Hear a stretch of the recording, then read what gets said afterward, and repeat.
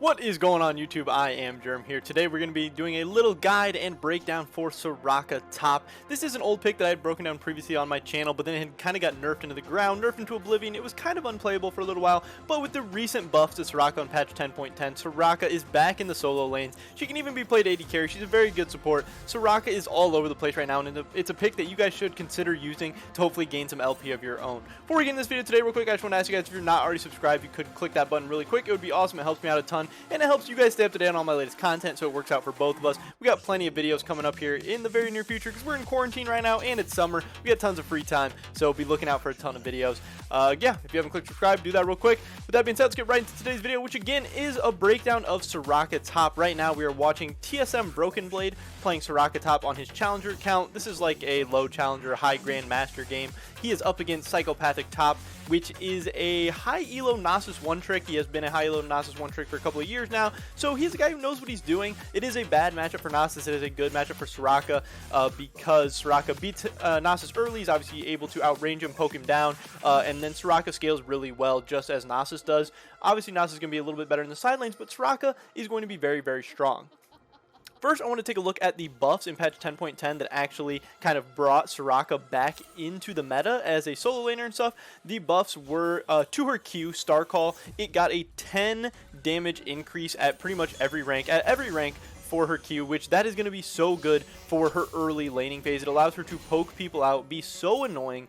It turns her into just like range champions in the top lane, like Vayne, Lucian, all these guys who can be really annoying and just poke you out. It turns Soraka into one of those. She can hurt you with her melee auto, or with her ranged autos, just constantly autoing you down every time you go for CS. If you get it close to the wave, she's going to Q you, she's going to silence you, she's going to run you down. She actually has a little bit of kill pressure too, which can be pretty crazy and pretty interesting. Brokenblade actually runs, pretty much everyone at this point is running Soraka with TP and Flash. For a while, people would take Barrier. You could even take Exhaust or something like Heal as well. But you're going to be alright with TP. You want to be able to get back to lane. You want to be able to stay high in XP and in levels and stuff. And early in the game, you want to be able to collect just all the XP you can, because once you hit level 6, you just become a monster. So why Soraka top is so good is that she is an early game lane bully. She scales insanely well, and she's a top laner with across the map just influence. She's able to affect the entire map with her ultimate. It's just like Karthus jungle. Even though he's not the best jungler early game, or he's not able to have the most map presence or anything like that, he can always have this super impactful ult that's going to be able to help everyone out, and that's what Soraka can do. Soraka can help out bot lane, she can help out mid lane, she can help out jungle without even being able to TP down. And then there you see Brokenblade is able to pick up an early solo kill onto the Nasus, which is something Soraka can do a lot. People really do underestimate her damage, and also melees just get annoyed. They spend all this time giving up the CS. Nasus obviously wants to go for stacks and stuff, and eventually they're going to get greedy, especially in lower elos. This is in Grandmaster Challenger, and the Nasus greeds a little bit there for some CS and dies to the Soraka straight up. You're able to silence them, stop them from being able to run away. If they have dashes, you can do that. It can be really annoying, can be really oppressive. And yeah, if Brokenblade can do it in his games, you guys can definitely do it in your games as well. The only thing that does suck is that you are pretty immobile. You're going to be open to ganks, so you really need to be tracking the enemy team's jungler. But you can play really aggressive, and there are some picks that maybe don't scale as well or don't help out your team as much in the top lane as top lane bullies, but Soraka scales insane, can help out her team a ton, and you can just be so useful. I want to talk about Brokenblade's rune page. This is pretty much the rune page that everyone goes for the Nasus top, all the pro players, all the high elo players. They're going Summon Airy into Mana Flow Ban, Transcendence, Scorch, and then Bone Plating and Revitalize. Obviously, the Revitalize is going to be so good on Soraka, increasing your heals and shields by 5%.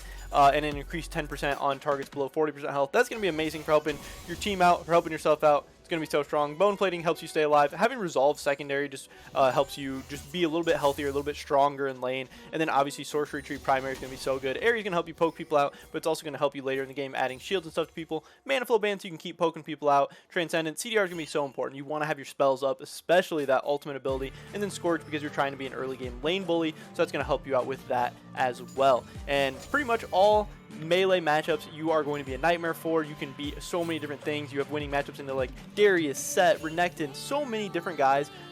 If they're melee, they're going to have a hard time with you, and if your silence impacts them greatly, you're going to have a very easy time with them. So you have a lot of different options.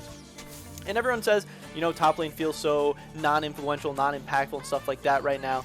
And by being a support, by having cross-map pressure with your ultimate, stuff like that, you're able to actually have a much bigger impact on the game without just like having to straight up carry the game, as most people say top lane isn't really able to do right now. As far as the build, Broken Blade goes for an early Lucidity boots, and then he goes into Athene's Unholy Grail, Redemption, and then into Rabadon's Death Cap.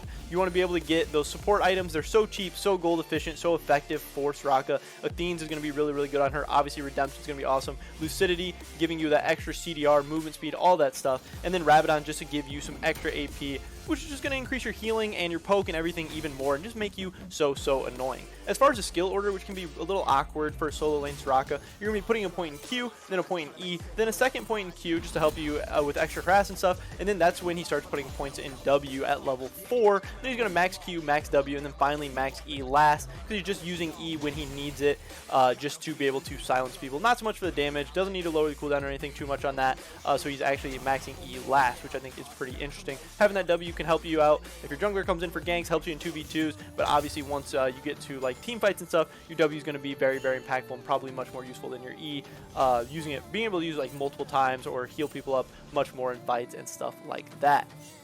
But this pick is kind of really doing really well in high elo right now. Soraka in patch 10.10, we can check real quick. It has a 58% win rate, which is crazy. This is a pick that, again, a couple months ago was very, very strong, super overpowered. We saw it in the LEC with teams like G2, even pulling it out in professional games, using it to be so annoying. It looks so strong. It's so hard to beat. You make the other team need healing reduction items, which can be really, really annoying, and if they're not constantly thinking about your ultimate or thinking about your healing in fights, and yeah, you're just one of the best early game and late game top laners in the whole game, and that package together makes Soraka so strong. But yeah, the professionals have a 58% win rate for them. In solo queue, Soraka top right now actually has a close to a 52% win rate in Plat Plus, and if we take a look at all ranks, it's very close to 52% as well. Some people are having more success with Barrier than with TP, but I think you can't go wrong with any of the summoners, again, whether it's TP, Barrier, Exhaust, Heal. Depending on the matchup, it's going to be a really, really big difference between the stuff. You're also going to be starting Doran's Ring in the health pots. That's pretty standard. But yeah, depending on your matchup, if they have a lot of kill pressure on you, Exhaust, Barrier, Heal, whatever can be really, really good. If you have a strong 2v2, Heal is always going to be a great option for like helping your jungler out. If you're expecting to get ganked early, or if you're expecting ganks from your jungler early, Heal is going to be super strong. But yeah, Broken Blade and a lot of other top laners have been playing Soraka top a lot recently. He's more popular in EU West than in NA. There's not as many people pulling out the Soraka top, but it has been a very, very successful pick in EU West as well, and that's kind of where they've embraced it a little bit more. But throughout all of solo queue, she has a 52% win rate, so I think it's a pick that can be successful in pretty much any elo. Broken Blade had such a good silence on the Lee Sin. He obviously wanted to come up and kick the Soraka just in on Nasa, and they were going to have a free kill, but you see how good Soraka's E can be. Her pretty much her whole kit is just so annoying and can be so strong if you start to master it and use it correctly. So that's why it can be super important and super cool. Soraka, I think, is pretty easy to pick up and play. You just have to worry, again, about good warding, knowing where the enemy team's jungler is, watching out for ganks, watching out for positioning and stuff. But the more you practice on Soraka, she can be pretty easy to pick up right away. You're going to be super influential, super helpful to your team, just an amazing support, and you can win games without having to be the main carrier or anything like that. You're going to make it way easier for your team to stay alive and carry you and help you out a ton. Even though Soraka isn't, obviously she's not going to be a massive threat to Nasus in the side lane. Nasus is going to be a better split pusher and stuff. But you're just going to be way more impactful in team fighting, helping your team win fights and win games more often. But yeah, again, Soraka right now, so strong, so good in so many different ways. The Q buff, I think, was way too much, because she went from not even being a top laner at all to being borderline one of the best top laners in the game, and a pick that I think you guys should definitely check out. And then there is a lot of skill expression, again, being able to use your ultimate at the right times, bait out abilities from people, and I think that that's really what separates a lot of the good Sorakas from the bad, is using your E on the right people, landing your E at the right times, using it to stop the right abilities, using it to set up kills, cancel people's dashes, flashes, kicks, abilities, leaving them in awkward spots that they were really not prepared for. But the rest of Soraka's kit can have a lot of skill expression as well in lane, landing your Qs, poking out people with your Qs, autoing people down as much as you can, being able to farm really well. There is definitely some room to improve as you continue to get better at Soraka and learn her. But again, I think she is one of the best options to win games in solo queue right now, especially in the top lane. But that's pretty much it for this video today, guys. Definitely drop a like if you enjoyed it. Leave a comment down below. What do you think about Soraka top? And if you try out this pick, let me know how that goes. I want to hear just kind of your guys' feedback, what's going on, how your guys' games are going. I wish you the best of luck. Hopefully you can use this pick to gain some LP of your own. Subscribe to update on my latest content. Hopefully I catch you guys in the next video, but until then, peace.